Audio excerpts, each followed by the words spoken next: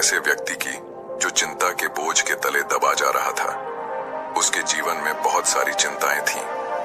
वह यह देखकर हैरान था कि एक चिंता को समाप्त करने के लिए उसे उसके लिए कई चिंताएं करनी पड़ती हैं और उन चिंताओं को भी समाप्त करने के लिए उसे और अधिक चिंता करनी होती है। इस तरह से चिंताओं की एक श्रृंखला बंध जाती है जो कभी समाप्त नहीं हो रही बल्कि बढ़ती जा रही है। और हर बार जब वह यह सोचता कि अब उसकी समस्या का समाधान हो गया और अब कोई चिंता नहीं, तभी एक नई चिंता पैदा हो जाती। एक दिन उसने देखा कि एक गुरु उसके गांव में आए हुए हैं और अपना प्रवचन दे रहे हैं। प्रवचन समाप्त होने के बाद वह गुरु के पास पहुंचा और कहा, गुरुदेव, ये चिंता क्या होती है? और जब हमारी समस्या का समाधान हो जाता है तब भी चिंता क्यों बनी रहती है? जब मुझे कोई चिंता सताती है तो मैं देखता हूँ कि उस चिंता को समाप्त करने के लिए बहुत सारी चिंताएं अब मैं करने लगा हूँ।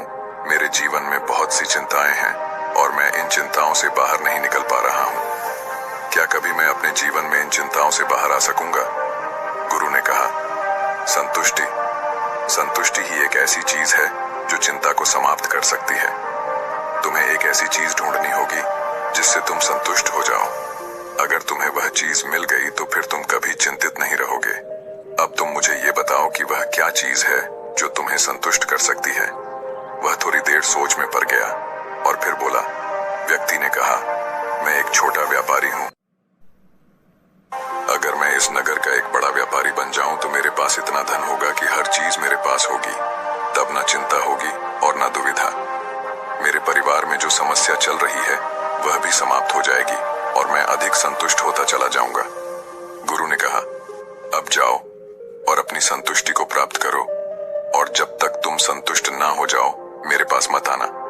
या अगर तुम्हें कभी ऐसा लगने लगे कि अब तुम कभी संतुष्ट नहीं हो सकोगे तब मेरे पास अवश्य आना। वह व्यक्ति वापस चला गया। उसने बहुत मेहनत की। धीरे धीरे उसने हर वह चीज प्राप्त की जिससे उसे लगता था कि वह उसे प्राप्त करके संतुष्ट हो जाएगा। धीरे धीरे 10 वर्ष बीत गए और अब वह उस पूरे राज्य का एक बहुत बड़ा व्यापारी था। पर वह अभी भी संतुष्ट नहीं था।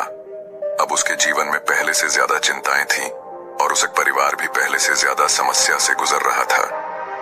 वह उन गुरु को भी भुला चुका था। और यह भी कि उसे संतुष्टि प्राप्त करनी थी। वह बस अपनी चिंताओं में ही हंसता रहता। उसे कुछ और सोचने का समय ही नहीं था। वह किसी भी तरह से अपनी चिंताओं से बाहर आ जाना चाहता था, पर उसे कोई रास्ता नहीं दिखाई दे रहा था। एक दिन उसके द्वार पर वही गुरु भिक्षा मांगने के लिए आए। गुरु को देखते ही वह पहचान गया। उनके चरणों में गिरकर उसने कहा, गुरुदेव, आपने मुझे पहचाना।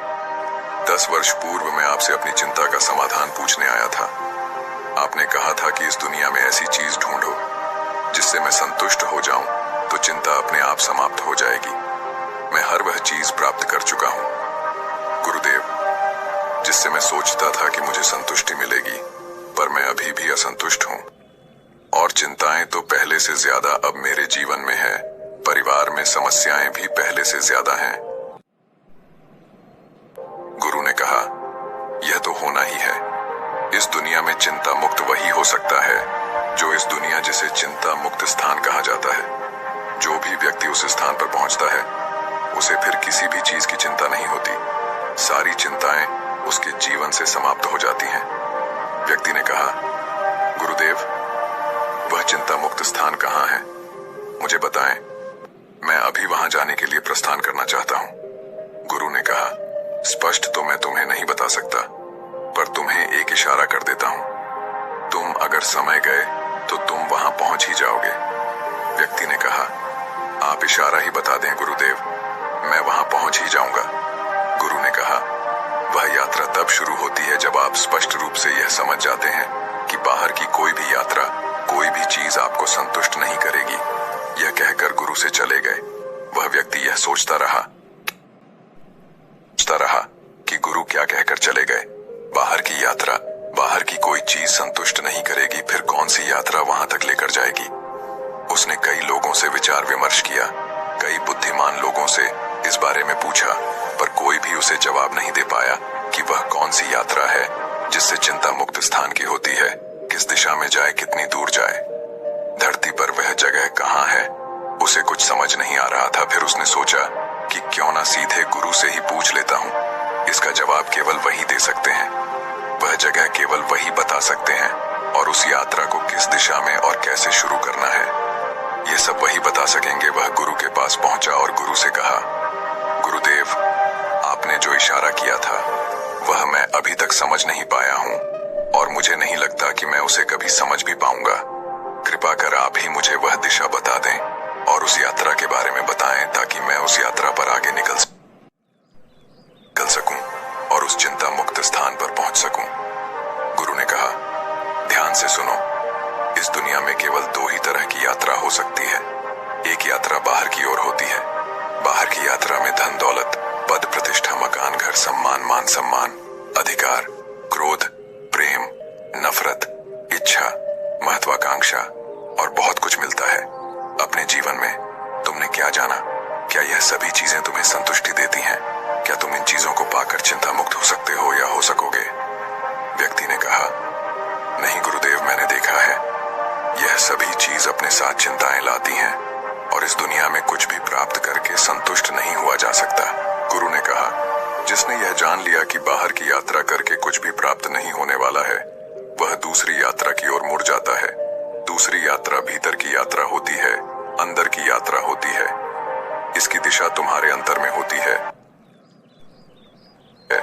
जिस प्रकार आंखें खोलकर बाहर की यात्रा होती है, उसी प्रकार आंखें बंद करके भीतर की यात्रा होती है। इस यात्रा में धन दौलत, पद प्रतिष्ठा, मान सम्मान, घर मकान, अधिकार, क्रोध, प्रेम, नफरत, इच्छा, महत्वाकांक्षा और बहुत सारी ऐसी ही चीजें मिलती हैं।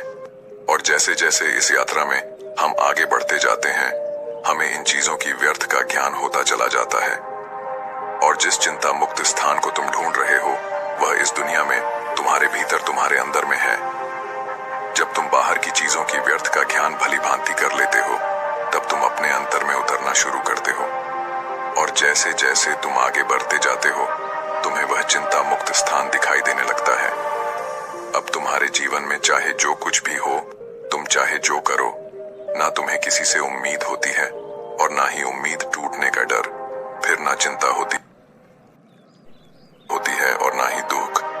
व्यक्ति ने कहा, आप ठीक कहते हैं गुरुदेव, परंतु अगर मेरी पत्नी बीमार हो जाए तो क्या मुझे उसकी चिंता नहीं होगी क्या?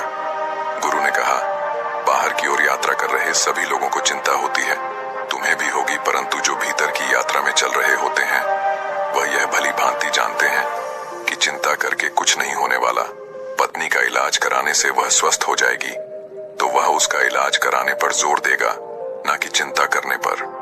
और क्या आज तक कोई चिंता करके किसी को स्वस्थ कर सका है? व्यक्ति ने कहा, गुरुदेव, अगर कोई सगा संबंधी मृत्यु को प्राप्त हो जाए तो उसकी कमी तो अवश्य महसूस होगी। उसके ना होने की चिंता भी हमें होगी। गुरु ने कहा, हमें कमी उसी की कमी महसूस होती है जिसके साथ हम अपना जीवन नहीं गुजार पाते। हम चाहते हैं अपने माता पिता के साथ एक अच्छा समय बिताना, पर हम नहीं बिता सकते क्योंकि हमारे पास बहुत सारी चिंताएं हैं। हमारे पास समय नहीं है, हमें बाहर की दुनिया में बहुत कुछ इकट्ठा करना है। इसलिए ऐसे व्यक्तियों को हमेशा अपने सगे संबंधियों के जाने पर बहुत दुख होता है। उन्हें चिंता होती है कि वह उनसे नहीं मिल पाएंगे, जबकि जो अपने अंतर में स्थित होता है, वह जब सबके साथ जब भी समय मिलता है, पूर्ण रूप से उन्हीं के साथ होता है। उसे चिंता नहीं होती, बल्कि वह खुश होता है कि उसने उनके साथ एक अच्छा समय बिताया। उसे किसी के मरने का दुख नहीं होता। व्यक्ति ने कहा, पर गुरुदेव, यह भीतर की यात्रा शुरू कैसे होती है?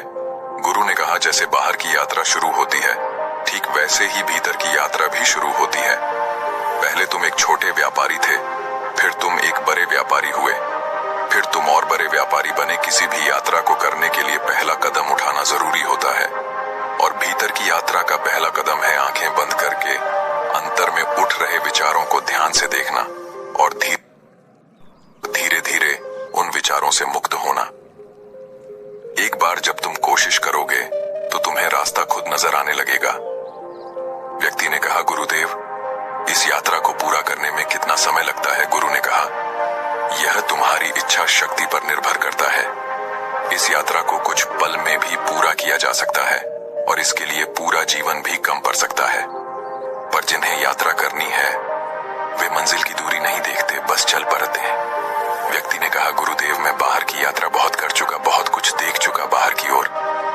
अब मैं भीतर की यात्रा में उतरना चाहता हूँ और देखना चाहता हूँ कि यह यात्रा कैसी है और क्या क्या इस यात्रा में हमें मिलता है। परंतु गुरुदेव क्या इसके लिए मुझे संसार छोड़कर सन्यासी होना होगा? गुरु ने कहा, नहीं, तुम संसार में रहकर भी अपने भीतर अपने अंतर में उतर सकते हो।